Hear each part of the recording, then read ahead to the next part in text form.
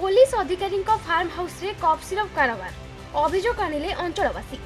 सूचना अनुसार गत जनवरी 21 तारिख में कट्टापाली गाँव एक घर 5000 रु अधिक बोतल कप सिरप जबत करथिला पुलिस। एने सांबादिक सम्मेलन में 8 जन को गिरफ कर कोर्ट चालाण करथिबा सूचना मध्य दिया जायतिला। किंतु वर्तमान एहार भीतिरी कथा सामना को आसुछि।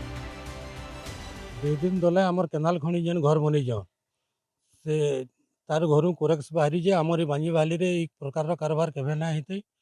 आमर इनु मठार रे भी जेन यज्ञ फज्ञ होचे नु गाड़ी मोटर भी चोरी हे जे 2-3टा बेले इमाने सब एंदा कहछो राती भी खाली हमको आसबा लई भयभीत लागुची। आमे सब बेले 10 बजे आउछु काम करी करी कि 11 बजे आउछु बेले इमाने काली आज कोरस व्यापार करछन काल के बाटा मर्डर भी करबे ठेंड भी करबे एताकर किछि नानो अरे माने चोर रखी करी नु एटा नाटक करूछन सब। एटा गुटे दोरा बोली करी ताकर ना तो आमे नै जानी दोरा बोली करी फार्म हाउस खुली छन और घर बनै छ से पुलिस अधिकारी अछन बोली आमे जानी छु पुलिस डीएसपी की काना गुटे आन से आमे भल भाबे मुई नै जानी।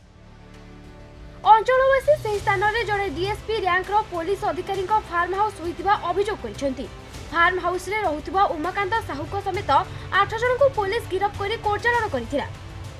कटापाली रास्ता रे थिबा एक परित्यक्त घर कप सिरप मिलिथिबा सूचना देथिले पुलिस। एबे किंतु घर निकट कटापाली गाँ लोके संगीन अभियोग आनिछंती। गाँ लोके कहिबा हैला फार्म हाउस रे मालिक जड़े पुलिस अधिकारी से एही लोकन को आनी निज फार्म हाउस रे दीर्घ 5 वर्ष हेलानी रखी आसुछंती। तेणु अधिकारी तदंत परिसर रे अंतर्भुक्त करिबा पई गाँ लोके दाबी करिछंती।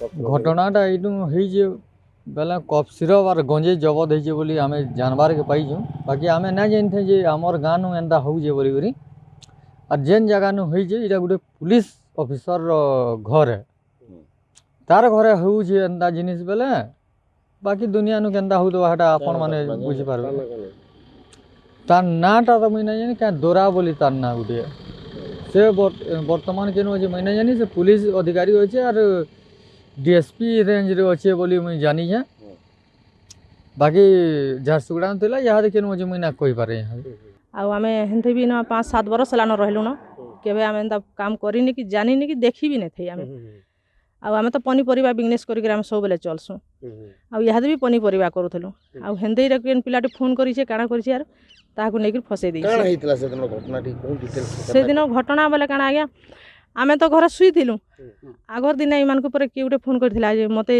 नै आबु का बटिके तते मुई 50 की 100 की काना देमी बोली कहूतला काना मुई सेरा भल से जानी भी नै से जिनिसटा मुई। बरगढ़ हरिश्चंद्र भोईଙ୍କ रिपोर्ट खबर ओडिशा।